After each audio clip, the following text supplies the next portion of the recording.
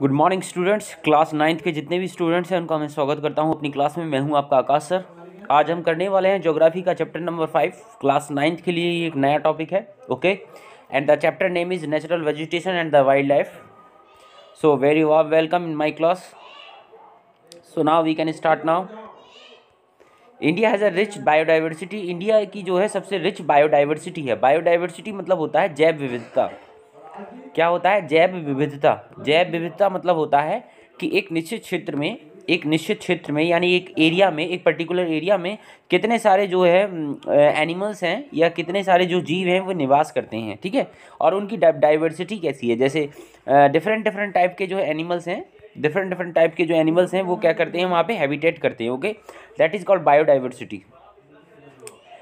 India has a rich biodiversity. India की सबसे जो है रिच बायोडाइवर्सिटी है। इसका मतलब इंडिया में जो है जीवों में जैव विविधता सबसे ज़्यादा पाई जाती है, यानी डिफरेंट टाइप्स के एनिमल्स पाए जाते हैं।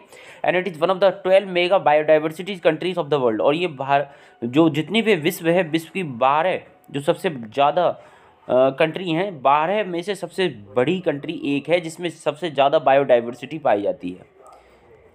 India has a variety of biodiversity form. India में जो बायोडाइवर्सिटी फॉर्म है वो डिफरेंट टाइप्स के हैं, वैरायटी हैं। Because of its vast size, क्योंकि इसका साइज़ क्या है, बहुत बड़ा है।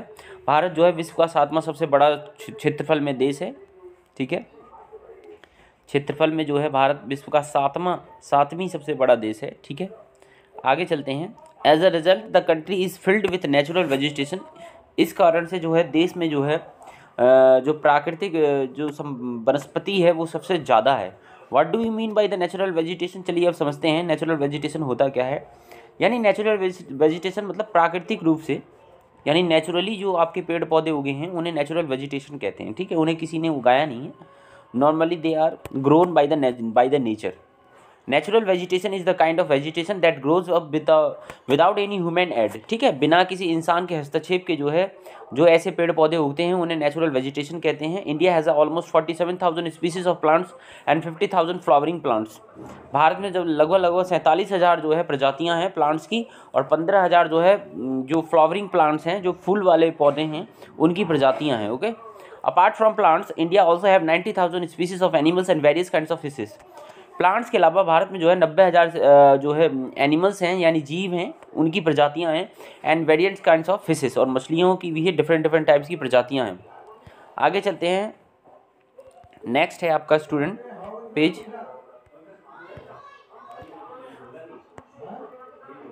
तो ये तो हमने कर लिया। इसमें कुछ इंपॉर्टेंट चीज़ें हैं उसे और कर लेते हैं। 6%, हाँ इसमें ये है, ये देख लेते हैं एक बार। India accounts 6% of the world's total flowering plants. ठीक है, ये आपको डेटा कुछ याद रखने हैं। टोटल 6% फ्लावरिंग प्लांट्स का इंडिया जो है ऑक्यूपाई करता है। ठीक है, ये मैंने बता दिया 90,000। आगे यहाँ चलते हैं स्टूडेंट, कुछ इंपॉर्टेंट पॉइंट्स हैं। ये इंपॉर्टेंट है, flora and fauna. What is flora and what is fauna? The natural vegetation of a place refers to the plants naturally growing there without a human interference or add any has been left undisturbed for a long time. It is also termed virgin vegetation. Flora is used for defining the natural vegetation of a particular place. Flora होता क्या है, यहाँ last line में आपको बोला गया है। यहाँ flora is use for defining the natural vegetation. जो प्राकृतिक जो वनस्पति होती है जो अपने आप उगी है उसे फ्लोरा डिफाइन करते हैं। ठीक है, अब इसमें और देख लेते हैं। चलिए, the natural vegetation of a place, किसी भी स्थान की जो प्राकृतिक वनस्पति होती है, refers to the plants naturally growing there without the human interference. जो बिना मानवीय हस्तक्षेप के, बिना इंसान के हस्तक्षेप के जो उगते हैं उन्हें हम फ्लोरा के रूप में कहते हैं, जो प्लांट्स उगते हैं और एड। ठीक है, and has been left undisturbed, और जिन्हें छोड़ दिया जाता है, जिन्हें कोई छेड़खानी नहीं की जाती है, फॉर अ लॉन्ग टाइम, एक लंबे समय के लिए। अब है फौना। फ्लोरा तो option, fauna is the natural occurring wild life for a specific place. Flora क्या होता है? फौना देखते हैं, फ्लोरा तो हो गया। फौना होता है is the natural occurring wild life of a specific place. ठीक है, ये बताया गया है, fauna is the natural occurring, अपने आप उगते हैं, wild life of a specific place, किसी पर्टिकुलर प्लेस में। ठीक है, तो हमने समझ लिया फ्लोरा एंड फौना। तो फ्लोरा क्या होता है, is use for define the natural vegetation of particular place, और fauna is the natural occurring wild life of specific place. दोनों हमने समझ लिया। आगे चलते हैं। फैक्टर्स देखते हैं। What are the factor affecting flora and fauna. Factor affecting flora and fauna, specific area flora and fauna are the determined by the several factors. जो एक निश्चित क्षेत्र होता है फ्लोरा और फौना का, वो डिफरेंट डिफरेंट टाइप्स के जो फैक्टर्स होते हैं, कारण होते हैं, उनके द्वारा प्रभावित होता है। देखते हैं कौन कौन से कारण हैं। Including relief and climate factors, सबसे मेन है आपका relief and climate factor. Climate factor में आपका हम देखते हैं सॉइल देखते हैं, टेम्परेचर देखते हैं वी, ठीक है, टेम्परेचर भी देखते हैं, पर्टिकुलर प्लेस की सॉइल भी देखते हैं कि मिट्टी कैसी है, एंड जो लैंड होती है वो भी देखते हैं। Okay students, a combination of this factor together determines the natural vegetation and wild life of a region. A combination मतलब इनका जो संयोग होता है, ऑफ दिस फैक्टर, इन चीज़ों का, टुगेदर डिटरमाइन निश्चित करता है नेचुरल वेजिटेशन, जो प्राकृतिक जो वनस्पति होती है, उन जो ये सारे फैक्टर मिलके बताते हैं कि कौन सी प्राकृतिक वनस्पति कौन से क्षेत्र में या कौन से एरिया में पाई जाएगी। Okay, and wild life of a region. आगे देखते हैं स्टूडेंट, रिलीफ में सबसे पहला है लैंड। ओके, तो सबसे पहले लैंड में देखते हैं। Land, the type of a land determines to a large extent the type of vegetation in the area. जैसा जैसा क्षेत्र होगा वैसी वहाँ पे वेजिटेशन होगी। ओके, वही डिटरमाइन करेगा। Fertile lands are use for agriculture, जो वो आपकी फर्टाइल लैंड होती है, जो उपजाऊ भूमि होती है, ठीक है, वो खेती के लिए यूज़ की जाती है। And the terrains with understanding the next है student, terrain with undulating and rough land are where woodlands and grasslands develop. Terrain मतलब होते हैं इलाके, टेरेन मतलब होते हैं इलाके, टेरेन्स ऐसे इलाके with undulating and rough land, जो लहरदार इलाके होते हैं, ठीक है, मतलब उतार चढ़ाव वाले इलाके होते हैं। वेयर वुडलैंड्स, यहाँ पे लकड़ियाँ विशेषतः पाई जाती हैं और घास के मैदान पाए जाते हैं। ठीक है, आगे चलते हैं स्टूडेंट, सॉइल के बारे में पढ़ते हैं, मिट्टी के बारे में पढ़ते हैं।